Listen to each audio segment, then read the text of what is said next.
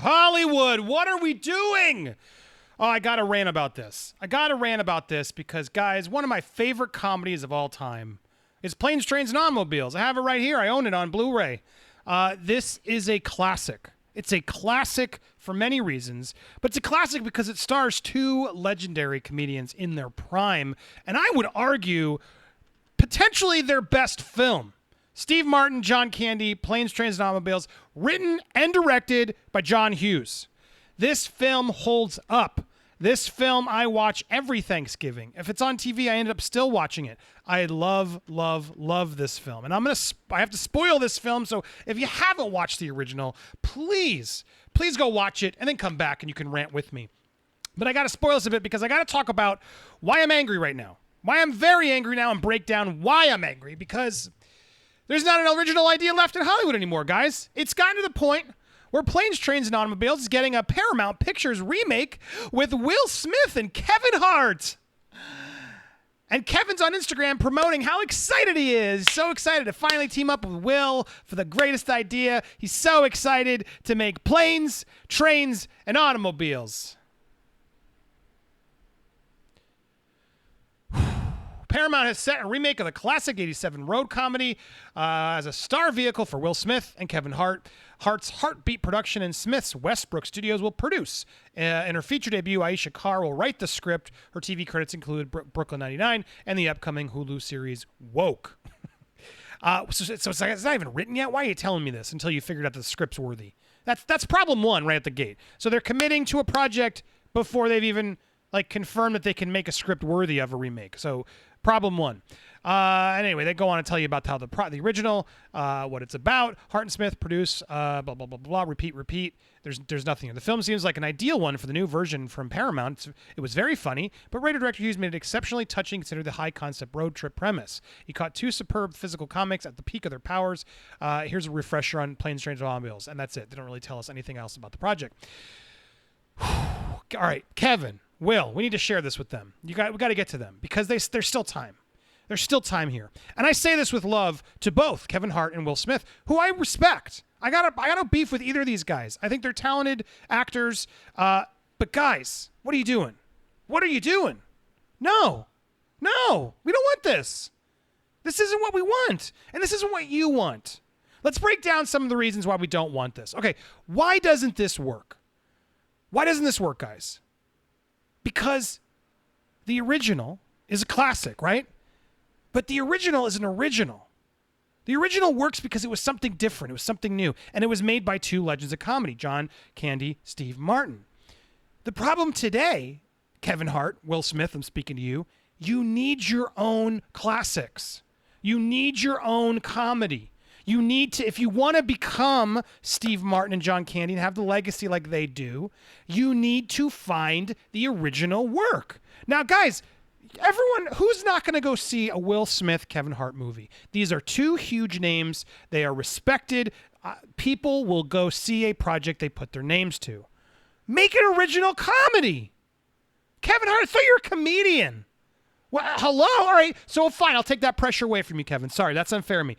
Use your power, your fame, your access to give a original comedy voice the opportunity and spotlight to make a Planes, Trains, and Automobiles for this generation. Don't just crib the original. Come on, we already got you two Jumanjis. Stop with the remakes, man. You want a legend? You want a career that's actually going to stand the test of time? You need to make one of these yourself, not just take it and say, yeah, we're going to do it again. Because you're not going to be able to do this again. And I got a beat to that too. Got some notes here. Look, you got to go through the filmography of these two. John Candy, all right? Around that time period, 80s, early 90s, Splash, National Lampoon's Vacation, The Great Outdoors, Uncle Buck, Spaceballs, Summer Rental, Armed and Dangerous, Volunteers, Stripes. I don't see any remakes in there, Kevin Hart, Will Smith. I see classic comedies, and that's why John Candy will live forever as a legend, as an icon. And then you got Steve Martin. I mean, do I even have to spell out or explain why Steve Martin is an icon? Hello, The Jerk. Guys, fun fact, I didn't even realize this in doing my research for this video today. They tried to make The Jerk 2, the sequel to the Steve Martin smash hit The Jerk. Yeah, there's a reason none of us heard of it, because it was awful. It wasn't written by Steve Martin. It was just a cash-in. That's what they're doing right now. You don't just cash in on things because we know it. You cash in when you have a good story. Okay, now there's no reason you couldn't figure out, all right, I want to do a road trip movie with these two in the vein of Planes, Trains, and Automobiles. Okay, make it your own. Figure out a new way. That's you're going to have to do that anyway. What are you going to do? Those aren't pillows in this new movie? Come on. Oh, it's going to be a homage, right? No, it's just going to be, you're just stealing their comedy. Just gonna, oh yeah, it's a homage. Because a lot of young audiences who aren't familiar with this will see the new, shinier one starring you two, and then this one gets thrown in the garbage. Is that what we're trying to do here now? Throw this iconic work in the garbage because you're lazy and you can't find a creative comedy voice to make you an original comedy so you can withstand the test of time like these two comedy icons have? Come on! What are you doing? Steve Martin, The Jerk, Dead Man Don't Wear Plaid, we got Man with Two Brains, All of Me, Three Amigos, Parenthood, My Blue Heaven, LA Story. Now look, I want to clarify something because someone's going to come at me and go, Andy, they've done remakes. Correct. They have done some remakes. Let's go through what the remakes they've done. In fact, there's a remake that both John Candy and Steve Martin have supporting roles in. You know what that remake was? Little Shop of Horrors. Now, I'd like you to compare those two. Howard Ashman, who did Little Shop of Horrors, that the music and the Broadway the musical, I mean, couldn't be any more different than Corman's original version. They're completely different.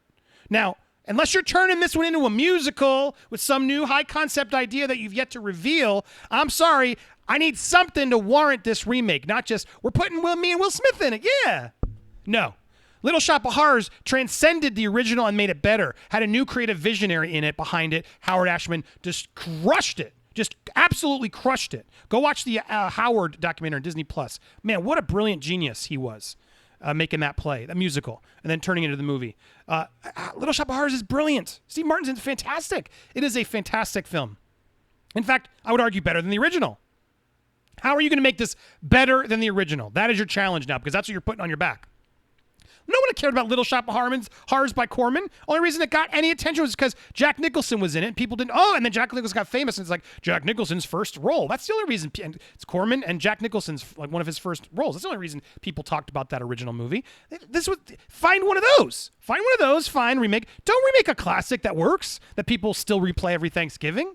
My God. And then you want to talk about remakes. Okay, it's fair. John Candy did Brewster's Millions, which was a book. And they did make some older. He did it with Richard Pryor. There were some older movies about it, but again, none of those were classics. I would even argue the Richard Pryor Brewster's Millions not in the same league as this. It's not.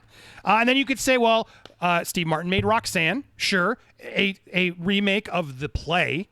Cyrano de Bergerac, which has made tons of versions over the history, but he made it his own sort of romantic comedy with Daryl Hannah, found his own voice in it, right? And then you have Father the Bride, another one, that he remade from the classic version, that he remade into sort of the new modern sort of romantic family film. Okay, original Father the Bride, it's a classic.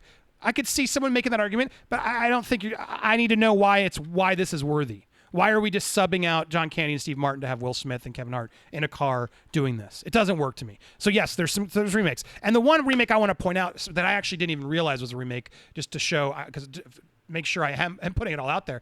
I didn't know Dirty Rotten Scoundrels was a remake. This was a remake of a 1964 Marlon Brando film called Bedtime Story. And oh wait, I don't know. It's not. How did this clip get up there? Here it is. That Robert Duvall clip sounded fascinating too. But no, here. It takes one woman to put him there. A guy that was brave. It takes 6 men to carry a guy that was brave. It takes one woman to put him there. Now look, this doesn't look very funny, I'll be honest, but apparently Marlon Brando did Dirty Rotten Scoundrels, the original version, with David Nevin, and it looks entertaining. Young lady who just checked in, should we make her the test case? Their honor as con men and lovers was at stake. Really doesn't look very funny. I love Marlon Brando, legendary actor, but nothing to see who'll wind up king of the mountain. There's one thing Freddie Benson's never confused about, and that's sex. That girl's mine anytime I want her. Ha! Well, look, so I can see why you would remake Bedtime Story, and they didn't even like crib Bedtime Story. They made it their own. They made it Dirty Rotten Scoundrels. So they took this sort of Marlon Brando film, remade it their own, and made it Dirty Rotten Scoundrels. Even this commercial, this remake commercial, is like, it's the movie that inspired Dirty Rotten Scoundrels. They clearly took a non-popular film and made it popular, found a new version in it. That's how Dirty Rotten Scoundrels work. And then they made The Hustle recently. I'm sure you guys remember that one. No one saw it. No one wanted it. And that's what this is going to be. That's the problem. So even when icons like John Candy and Steve Martin did remakes, they did them right. They did them warranted. They made sure there was something to it. What are you going to give us? I mean, this doesn't make any sense. Plus, it's like, part of the joy of this film is it's pre-internet. There's something now about sort of when they do these remakes, it's like having a cell phone in your pocket with the internet. It kind of ruins this movie. It wouldn't be as good. Like the fact that you like go find the payphone or get the, call his wife, etc. It makes it different. Otherwise, he would have just been on his phone when John Candy's annoying him. What would he have done? That's what we do right now. Would have put it in my ear pods, ignore him. That's not fun. The conflict arises in this film because they didn't have any of that back then. They had to sort of be at each other's throats. He had to sit there and take it. He couldn't just get drowned out on his phone, which is what we do now, which is so depressing of our civilization. But that's part of the reason why this movie is timeless and fun, because it thankfully strips that out of it and brings us back to a reality that we honestly need more of, interaction with people. But that's the other problem that this remake's going to have. And then the biggest part, which again, I warned you in the beginning, I'm going to spoil the end of Planes, Trains, and Automobiles. The reason Planes, Trains, and Automobiles it has such a lasting impact is that twist at the end. That twist at the end when you find out that his wife is no longer there and he's homeless. Oh my God, I'm getting teary thinking about it. That movie makes me cry every single damn time because it surprises you. It surprises you with heart out of nowhere, only the way John Hughes can. It comes and smacks you in the face, and then every time you go away. Oh, and then they grab the suitcase and they bring him home, and John Candy's there having dinner, and Steve's got his wife, but he realizes, oh my, it's beautiful. You can't do that again, Kevin. You can't do that again, Will. What are you thinking? There's no way you're going to be able to match that magic. You guys are great. You're funny. I'm sure you can do a fantastic movie, but I'm begging you, stop this nonsense. This is crazy talk. And if you need one last reason why this is a terrible idea, let me remind you of the film that the hilarious Zach Galifianakis and the amazing Robert Downey Jr. made, because you're about to make a sequel to it. It was called Due Date, and it was a knockoff of Planes, Trains, and Automobiles, and it was horrendous. Notice nobody's clamoring for a sequel to this one. Notice Robert Downey Jr. and Zach aren't bringing this one up often because it sucked. It wasn't funny. And this is the movie you're going to make. But no, you're going to tarnish this one because they at least had the decency to just make it their own and not call it the classic. Because can you imagine if they had said, Planes, Trains, and Automobiles, it's back with Zach and RDJ. Oh my God, I would have been livid. And that was Todd Phillips coming off The Hangover. I mean, that should have been funny. They should have been able to find a new way to do a road trip movie, and even they couldn't do it. It was awful.